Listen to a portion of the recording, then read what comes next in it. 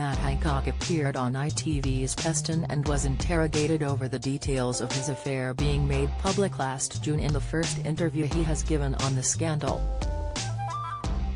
Host Robert Peston wanted to know why he did not step down sooner when the news broke and wanted to know what Boris Johnson had said to him following the news.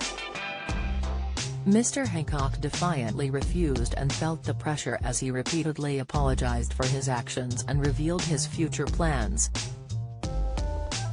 Speaking on ITV's Peston, Mr. Hancock was grilled over the circumstances of his resignation after footage was published by The Sun which showed him kissing Gina Coladangelo and breaching social distancing rules.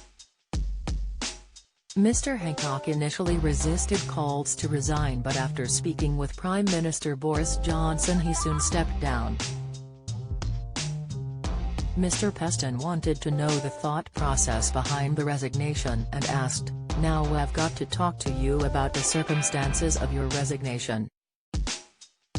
You admitted as soon as the story about your contact with your aide was published that you'd breached social distancing rules, but you started off by just apologizing, you didn't resign. Nothing short of a shambles. SNP slammed as Scots turned away from booster jabs. Why didn't you resign on the spot?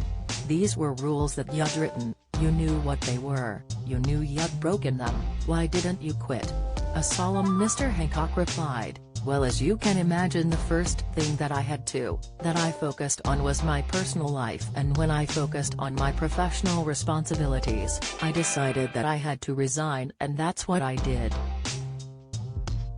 Mr. Peston interrupted and said it took 24 hours before Mr. Hancock stepped down when it should have taken 2 minutes.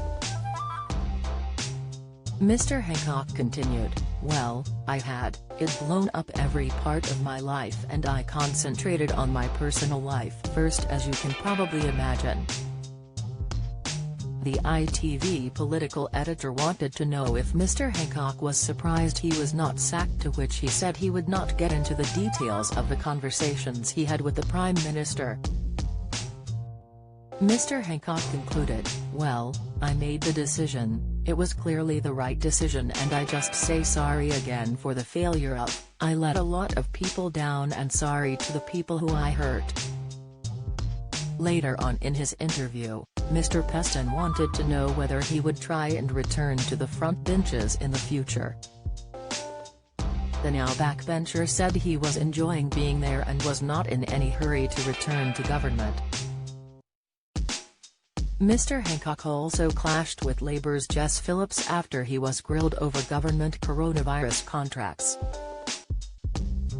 He claimed he had no connection with a £40 million contract and Hancock Limited, owned by one of his constituents. Ms. Phillips was not impressed by the answer and replied, "What an absolute load of rubbish. Did anyone else's friends get a contract?